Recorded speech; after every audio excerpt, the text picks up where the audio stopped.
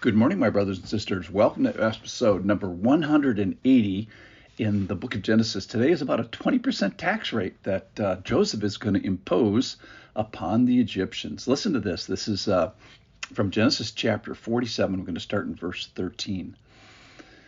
So now there's no food in all the land. 7 years of plenty, 7 years of famine. We're at least into the middle portion of that famine time. For the famine was very severe, so that the land of Egypt and the land of Canaan languished by reason of the famine. And Joseph gathered up all the money that was found in the land of Egypt and the land of Canaan in exchange for the grain that they bought. Joseph brought the money into Pharaoh's house. So step one is to sell the stored grain for basically all the money in the known world and all the money known in the Egyptian world. That's step one. And when all the money was spent in the land of Egypt and in the land of Canaan, and all the Egyptians came to Joseph and said, "Give us food. Why should we die before your eyes? Our money is gone." And Joseph answered, "Give your livestock, and I will give you food in exchange for your livestock if your money is gone." So they brought their livestock to Joseph, and Joseph gave them food in exchange for the horses, the flocks, the herds, and the donkeys.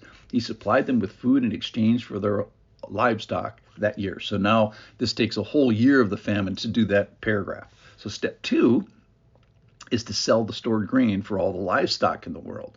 So Joseph is getting Pharaoh all the money in the world and all the livestock in the world. Verse 18. And when that year was ended, they came to him the following year and said to him, "We will not hide from you, from my lord, small l, that our money is all spent. The herds and the livestock are my lord's, small l. There's nothing left in the sight of my lord, small l, but our bodies and our land. Why should we die before your eyes, both we and our land? Buy us and our land for food, and we, with our land, will be servants to Pharaoh," servants, willing people that work for Pharaoh, "and give us seed that we may live and not die, and that the land may not be desolate." So Joseph bought all the land of Egypt for Pharaoh, for all the Egyptians sold their fields because the famine was so severe on them. The land became Pharaoh's. As for the people, he made servants of them from one end of Egypt to the other. Only the land of the priests he did not buy, for the priests had a fixed allowance from Pharaoh and lived on the allowance that Pharaoh gave them. Therefore they did not sell their land. Then Joseph said to his people, "Behold, I have this day bought you and your land for Pharaoh." So step three now is to sell all the stored grain for all the people and all the land in the world. Now, of interest, the people are willing sellers of themselves to Pharaoh. So they prefer it to death, so I don't know how much of a choice it was, but all Egyptians are now owned and operated by Pharaoh. So slaves are people that work for someone against their will. Servants are willing to work for another with their will, and they are described here as servants, not slaves. Now, when Israel gets the attention of Pharaoh a couple hundred years later, they're described as slaves. Okay, so now for the taxation, now for step 4.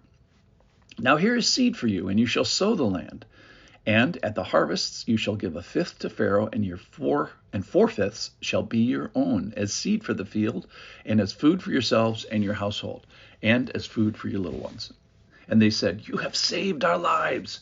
May it please my lord, we will be servants to Pharaoh." So Joseph made it a statute concerning the land of Egypt, and it stands to this day, that Pharaoh should have a fifth, there's the 20% tax, and the land of the priests alone did not become Pharaoh's. So step 4 is to supply seed for those who are willing to work and live and continue to be workers and save their households and save their families and save their little ones. Step 5 is to establish a fair taxation. So that was 20%. You keep 4/5 of your labor for seed and for food, and Pharaoh gets 1/5 for the ongoing supply and sustenance of the people in the country.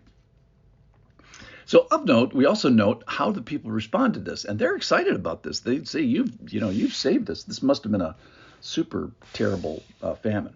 So at the end of this famine, Pharaoh possesses all the land, most of the money, except the money that's currently being earned, all the people, and all the animals of Egypt.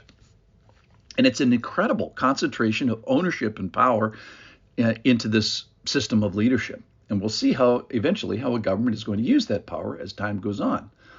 So it sets up the next book of the Bible, I think, Exodus, which is about 200 years later.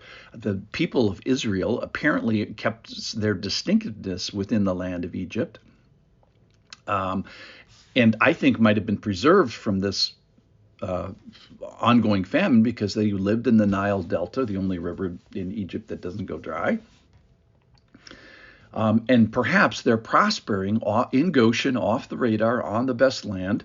And they also have the most in-demand job in all of Egypt, which is shepherds and herdsmen, because now Pharaoh owns all the cattle and all the sheep. So I wonder if they are exempt from this servitude. All right, so like 200 years later, when we go to the book of Exodus, there arises a new king in Egypt. He doesn't know Joseph, and he says, hey, the people of Israel are too many and too mighty, and we got to deal shrewdly with them and put them into slavery. And he sets taskmasters over them and afflicts them with heavy burdens. So he did that because the people of Egypt were in dread of the people of Israel, even though they lived in the same country. So they ruthlessly made the Israelites work as slaves. That's all in Exodus chapter 1. So I think that this famine distinguishes Israel from Egypt. Why Israel is prospering and growing and making millions of people out of the 72 people that started there. Egypt continues to suffer from the famine. Thanks for listening. We ended up with a 20% tax rate given by Joseph. Something to think about. Thanks for listening.